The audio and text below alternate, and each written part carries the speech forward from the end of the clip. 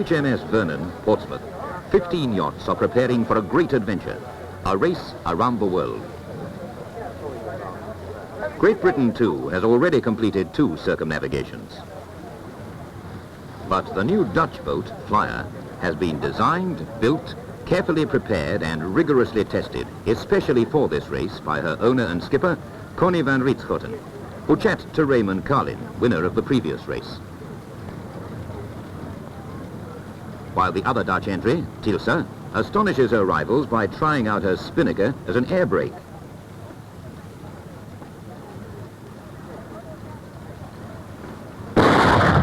In the first few minutes, the yachts jockey for position in the free wind, with multicolored spinnakers and shooters brightening up the grey seas.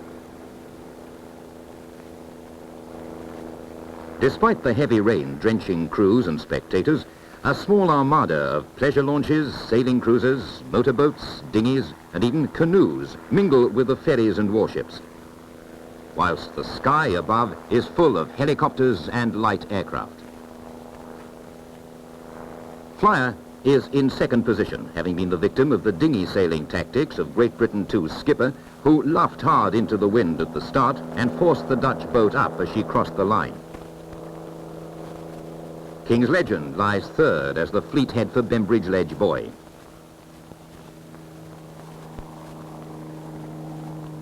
While Heath's Condor has taken the lead in the increasing wind and is given a wide berth by the Torrenson ferry. Condor is one of the biggest boats and is newly built for the race, like Flyer, but she's much less well prepared.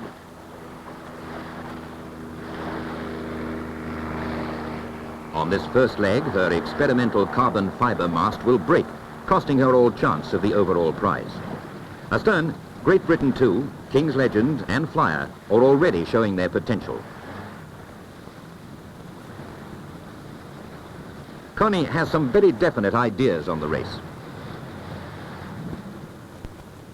I think that right preparation is very important, perhaps even more important than the actual skill of sailing. I think I know my boat best and I know my crew best. We have sailed Flyer over 10,000 miles. My wife and friends from Holland have come to see me off. My philosophy is to arrive safely in a fast time. You can achieve this by good navigation, good sailing, good helmsmanship and good luck. I run the boat as a business, using normal management practice. The skipper has top responsibility and delegates the work to the crew, giving each member a job description. The skipper, who's good to his crew, gets repaid many times over by effort. And crew comfort on a long race is as important as good equipment.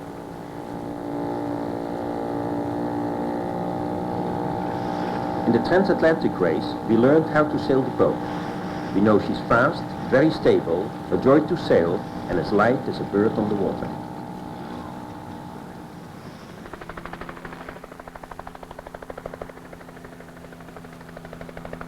King's Legend, the sloop-rigged Swan 65, will provide the strongest challenge to Flyer.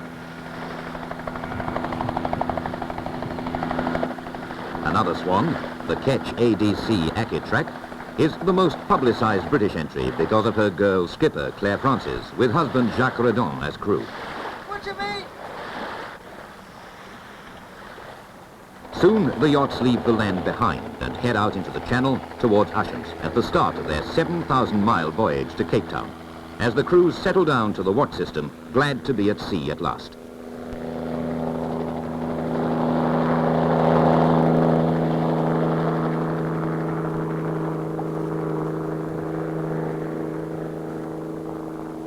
Running under various spinnakers and staysails makes hard work for the crew in the early days of the race.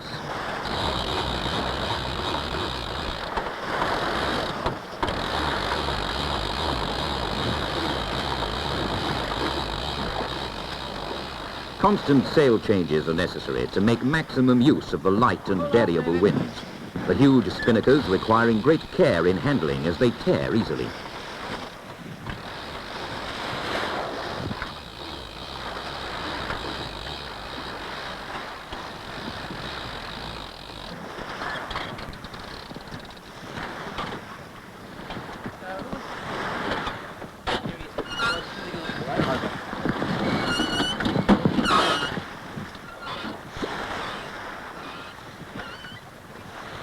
the race now well underway, Connie has time to reflect on his great undertaking.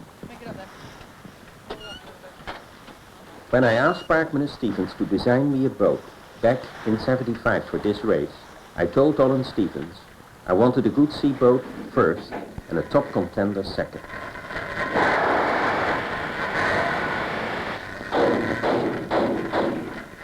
Flyer was built of aluminium alloy in Holland. Her medium displacement hull has the same strength, but is 20% lighter than those of her nearest rivals, the fiberglass 165s. After getting quotations from 5 overseas yards and inspecting some of them, I decided on Walter Huisman, who also built Thread to Row.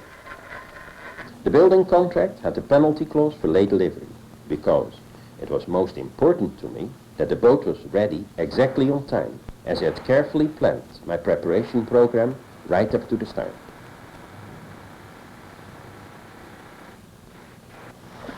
Crew selection is very important. Good sailmakers and Huisman were very helpful in putting me in touch with the right people, and I was able to judge them during the trial sailing. 4 of them left the boat after the transatlantic race, and 3 have since been replaced. So Flyer's crew of 12 consists of 4 Dutchmen, 3 Englishmen, 2 Americans, 2 New Zealanders, and 1 Frenchman.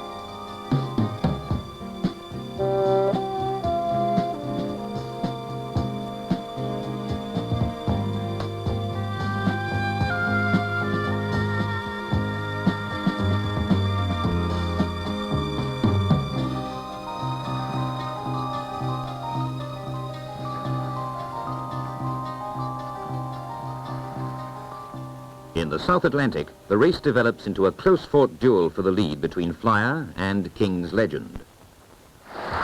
For 2.5 weeks, Flyer sails hard on the wind, crashing into the waves with 30 degrees of heel.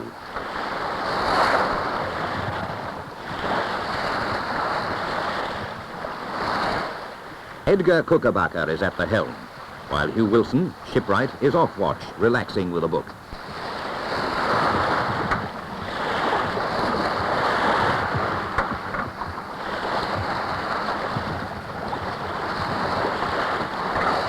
Beating into the steady southeast trades with sheets cleated and sails needing less attention leaves little for Bert Dijkema to do but enjoy the sailing.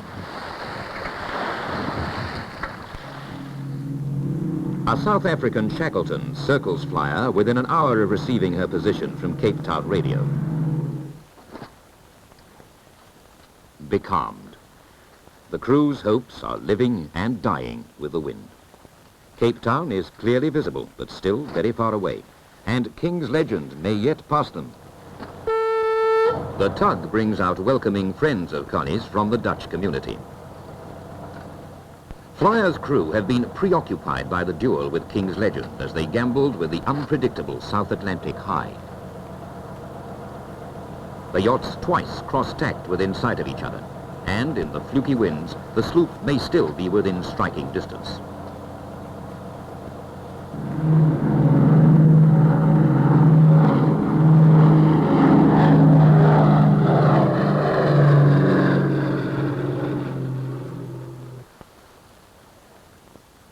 They set the staysail in the first breath of free wind. Flyer slowly glides forward until the early morning onshore breeze enables them to hoist a spinnaker to get in.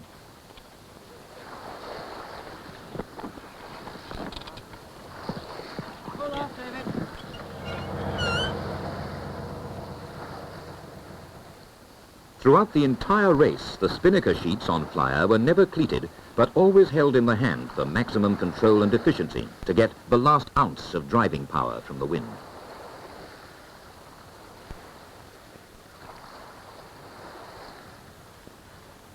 No other sport can bring the tremendous satisfaction that comes from making a landfall after weeks at sea.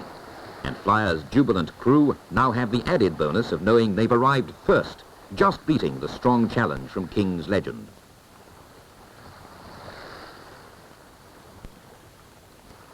Lacking the traditional broom, the tug hoists a mop to show the Dutch have again swept the opposition from the seas. At last, the winds have picked up. As Flyer approaches Table Bay, she passes an ancient landmark erected by the founder members of Cape Colony, Green Point Lighthouse.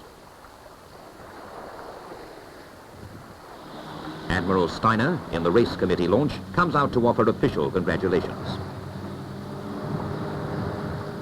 And Flyer crosses the line first to take the handicap prize after 38 days, 21 hours at sea. As the yacht heads up into the wind, the spinnaker has to be gathered in over the stern, as the depth of water is insufficient to allow her to run away to make the job easier.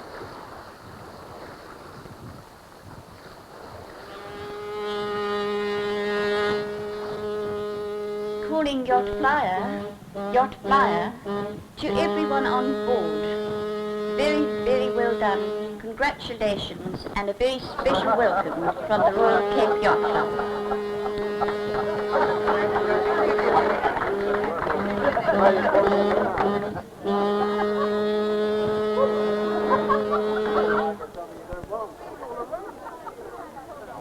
Calling Yacht King's Legend arrives only 2 hours later, and the crews enjoy sharing their unique experience.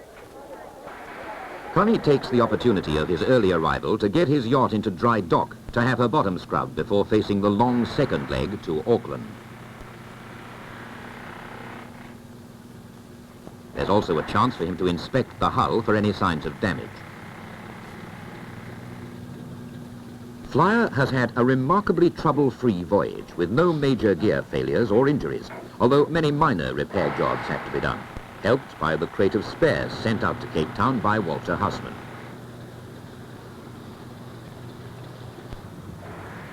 Connie has special plans to help his crew relax and enjoy their stay in South Africa.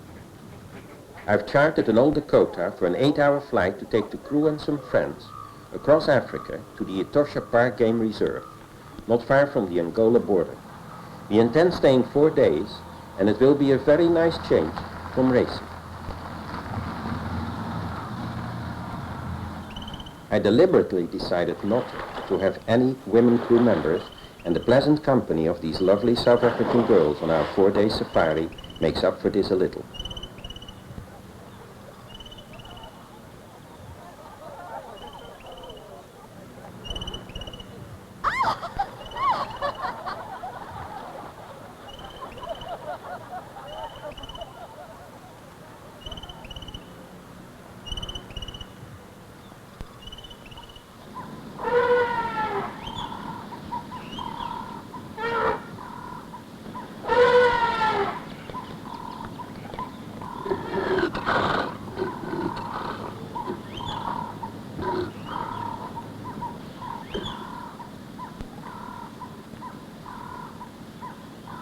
On the return flight, we are lucky to have the opportunity to look down on the Grand Canyon of Southwest Africa.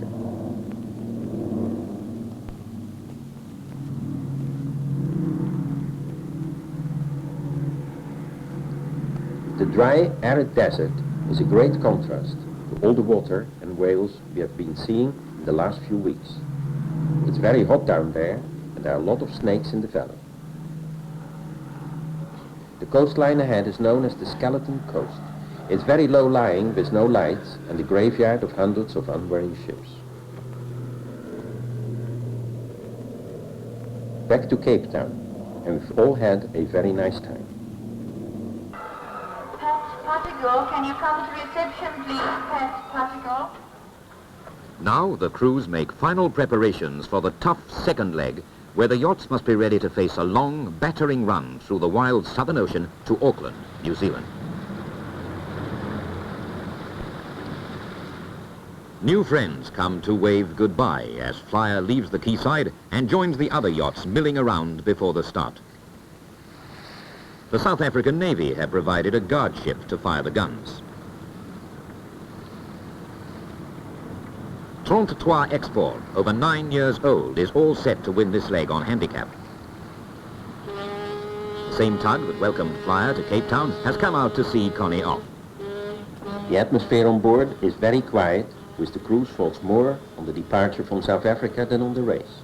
Everyone seems to need time to catch up on sleep and get free from attachments on shore. The tug carries many new friends who have made our stay in Cape Town so memorable.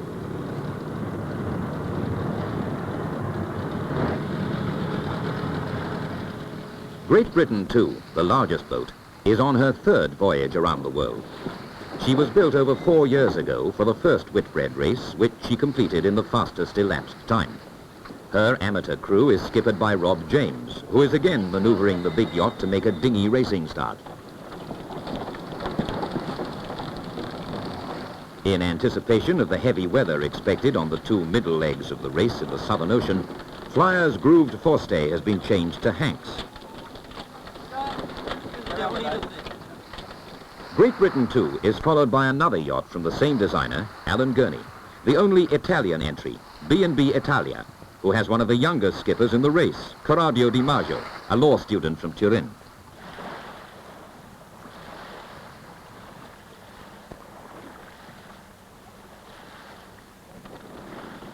Mindful of the Portsmouth start, Connie decides to keep well clear of Great Britain, too, before the gun. King's Legend has a change of skipper. Mike Clancy has taken over for the second leg, while owner Nick Ratcliffe flies home to England.